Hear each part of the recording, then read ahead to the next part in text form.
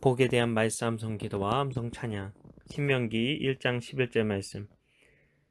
너희 조상의 하나님 여호와께서 너희를 현재보다 1000배나 많게 하시며 너희에게 허락하신 것과 같이 너희에게 복 주시기를 원하노라. 너희 조상의 하나님 여호와께서 너를 현재보다 1000배나 많게 하시며 너희에게 허락하신 것과 같이 너희에게 복 주시기를 원하노라.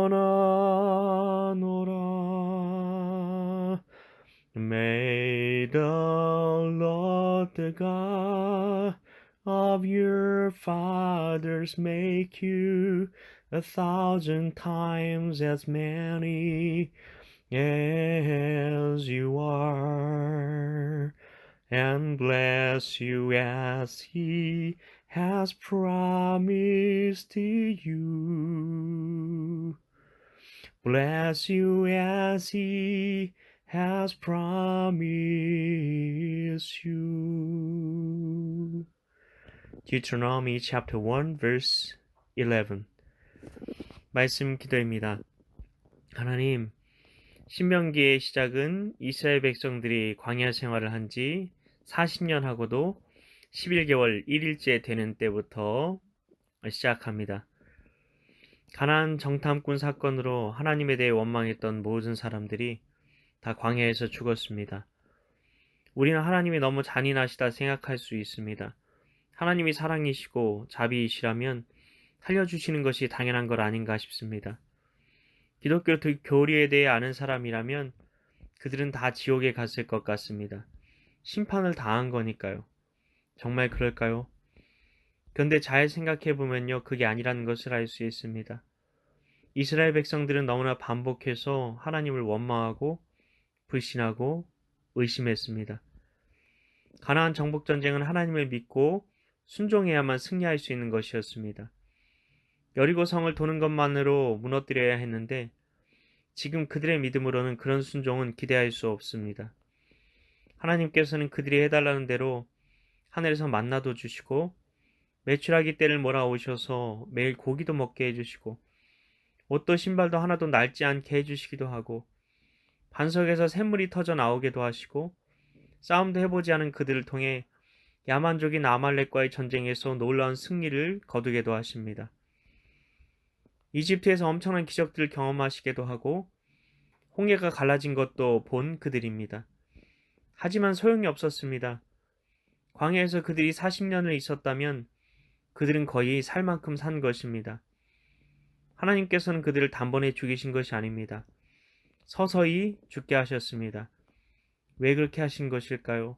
한 명씩 죽어가는 것을 보면서 죽음 이후를 준비하라는 하나님의 자비하심 때문이었습니다.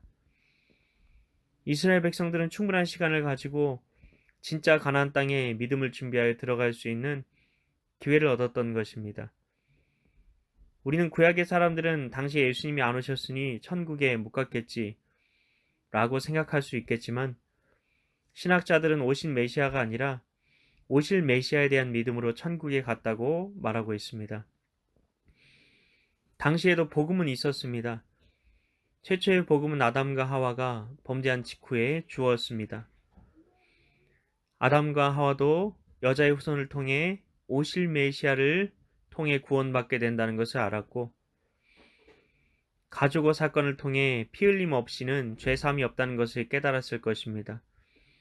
그렇기 때문에 하나님께서는 그들에게도 구원받을 수 있는 기회를 주신 것이고 심지어 이 땅에 있는 가나안 땅이 아니라 영원한 가나안 땅인 천국에 들어갈 수 있는 시간을 주신 것입니다.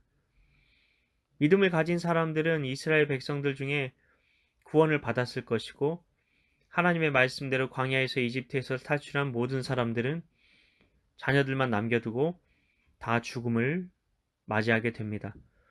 하나님께서는 새로운 세대에게 하나님께서 주셨던 말씀들을 모세를 통해 다시 들려주시는데 그 이야기가 바로 신명기이고 모세의 사명은 여기까지였습니다.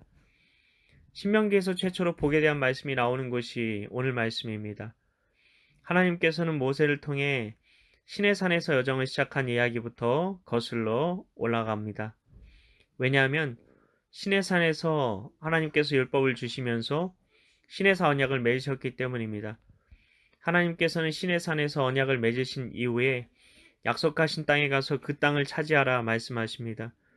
그리고는 오늘 말씀을 주신 것입니다.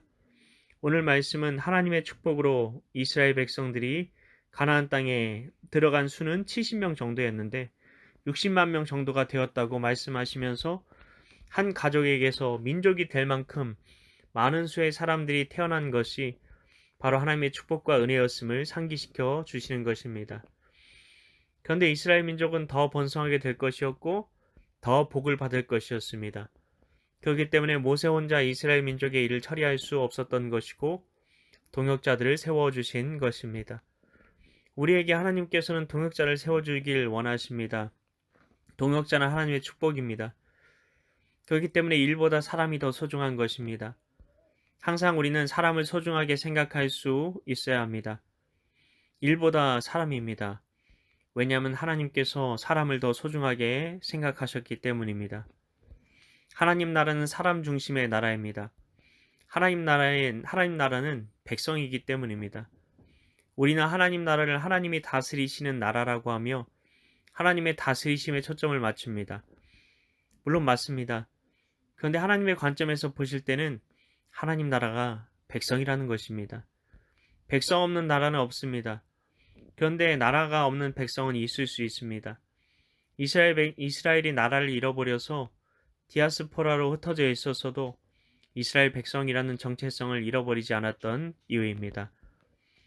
아버지, 우리는 일상 속에서 하나님 나라의 삶을 삽니다. 우리가 사람에게 늘 우선순위를 두고 있습니까? 아니면 일이 사람보다 먼저이고 실적이 사람보다 먼저이고 이윤이 사람보다 먼저이고 결과가 사람보다 먼저이지는 않습니까? 우리가 사람 중심의 삶을 살게 해주셔서 비대면의 시대, AI의 시대를 맞이하는 이때 하나님이 세상을 자신의 아들을 내어주시기까지 사랑하신 것처럼 더 사랑하며 살게 하소서. 어제보다 오늘, 오늘보다 내일 사람을 살리고 일으켜 세우는 하나님 나라의 사역에 헌신하게 하소서. 이를 위해 오늘도 말씀 성기도와 찬양 가운데 나아가오니 하나님의 사랑이 우리를 통해 오늘 만나는 사람들에게 흘러가게 하옵소서. 더 주님 부어주시옵소서.